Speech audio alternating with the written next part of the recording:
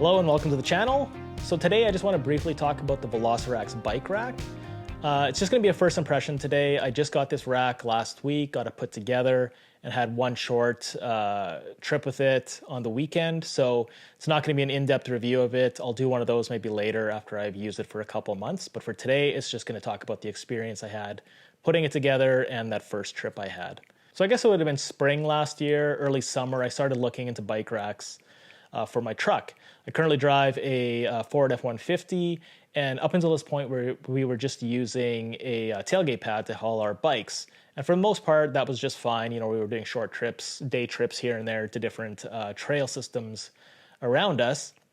But then when we were doing longer trips where we were maybe doing a little bit of camping, where we needed to take a lot more stuff, what we were finding is that when you have a tailgate pad and you have 4 bikes loaded into the truck box on that, it doesn't really leave much more room in your box for hauling anything.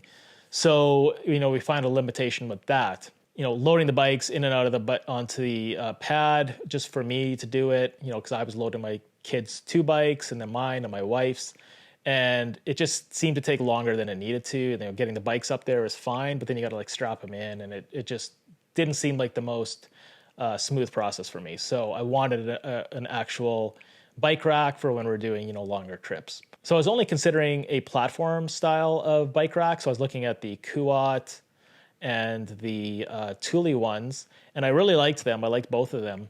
I liked how the bikes could sit on a platform. They were easy to load, and there was like no chance of the bikes really rubbing together, maybe a little bit, but for the most part, they were in their own space, and you didn't have to worry about, you know, frames rubbing against each other. And that's what I really wanted, because some of the hanging bike racks, the cheaper ones, the bikes definitely would, you know, interfere with each other. And when we're dealing with our expensive bikes, I didn't want to have to worry about that. So I was looking at these guys, the Kuat and the Thule, and I had pretty much decided on the Kuat at that point after reading a bunch of reviews and watching a bunch of stuff on YouTube.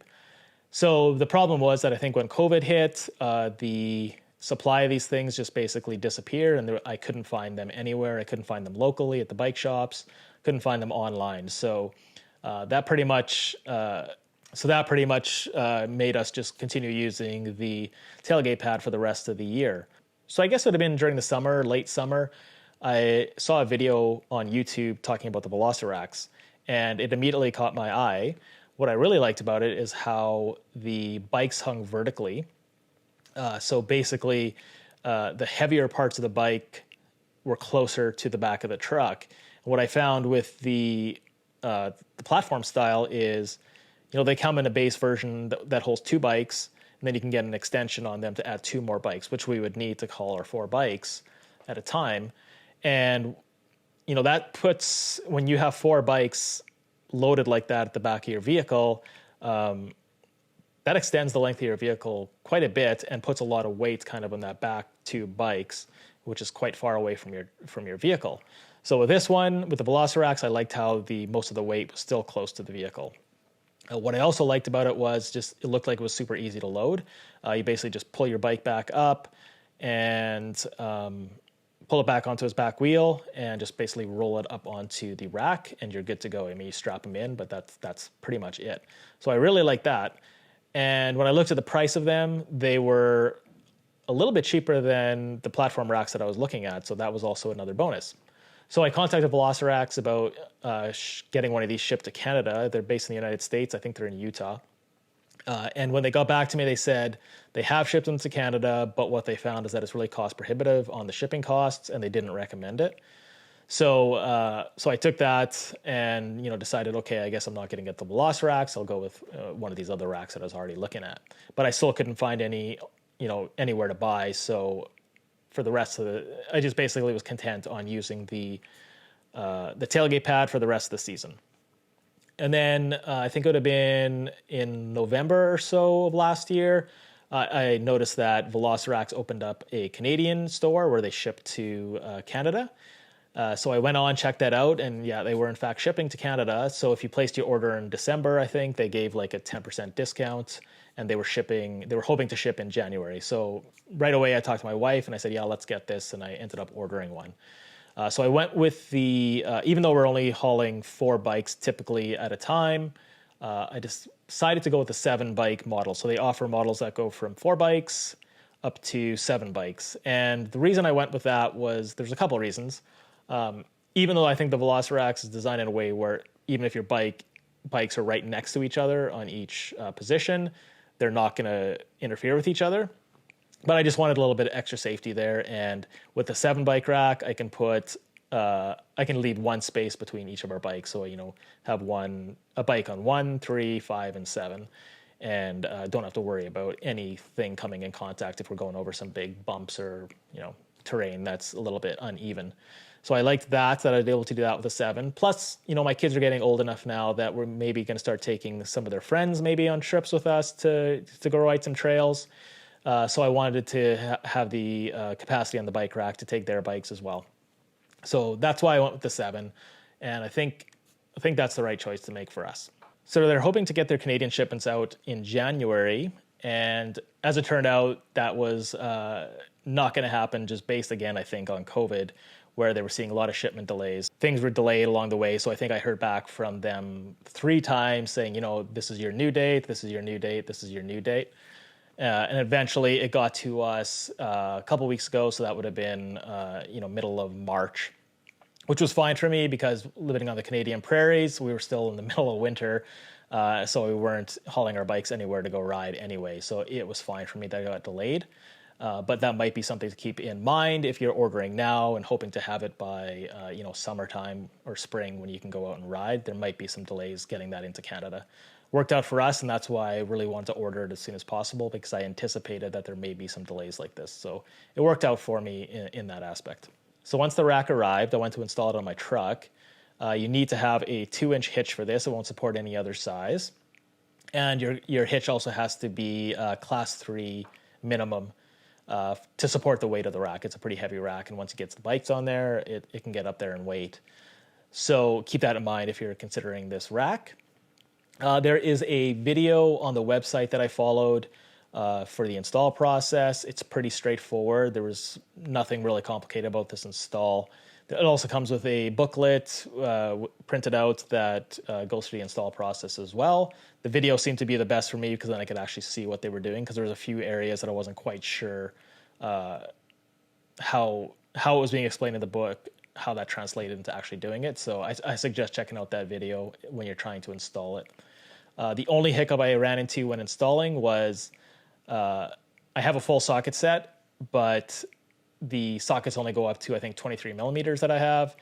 And there is one bolt here that you got to install that is 24 millimeters. So I had to run out to Rona and pick up a 24 millimeter socket so I could finish my install. But once I got that done, it was all good and pretty easy to put together.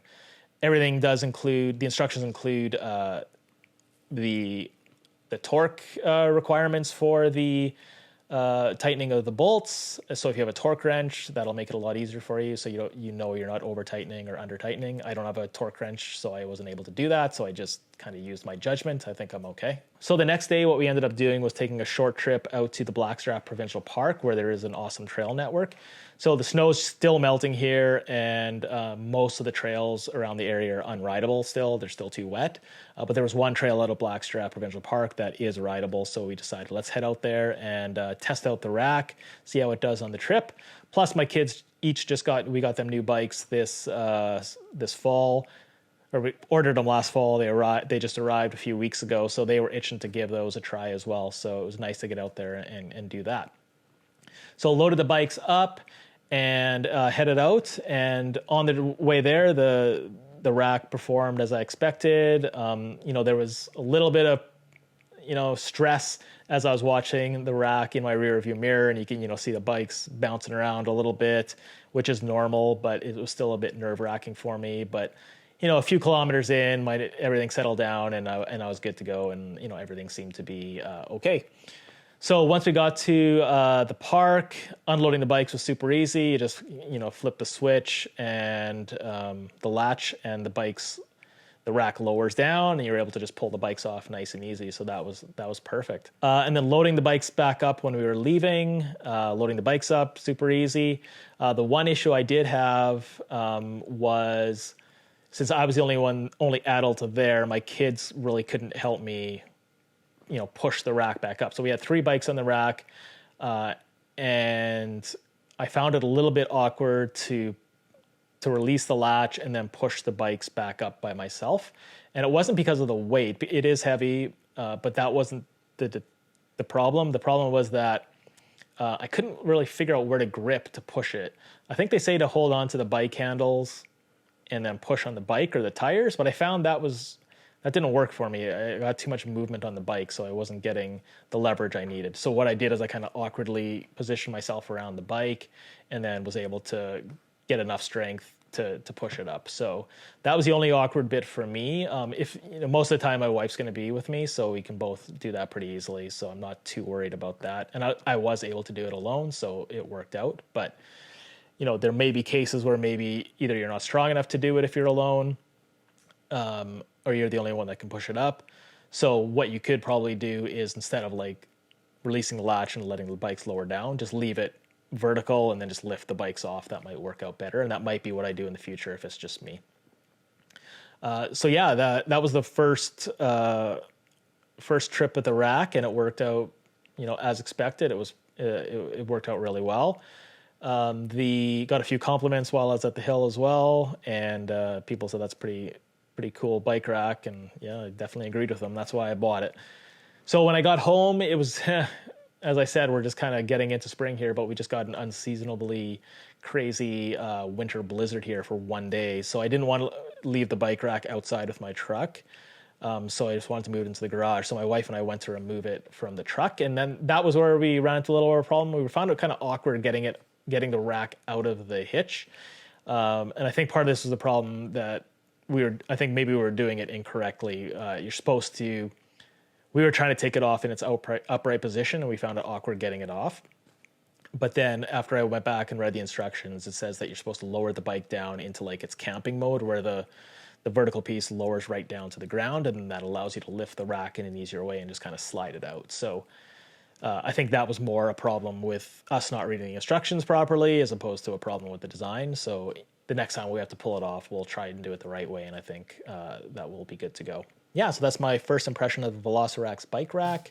After I've used it for maybe another 2-3 months, then maybe I'll come back in here and do a more in-depth review to really get in deep of my experience with it. But today I just wanted to give you the experience I had putting it together, and just that first trip of how that went. So yeah, like I said, one person can put this thing together. I don't think you need any more than that, and just make sure you have the right tools before starting, and I think you're good to go. So hopefully you found that useful, and if you liked this video, why not hit that like button? And if you haven't subscribed yet to this channel, why not subscribe as well? It's free. It's an easy way to support me and this channel, and I'd like to see you come back and check out some of my other videos. All right, so until next time, take it easy.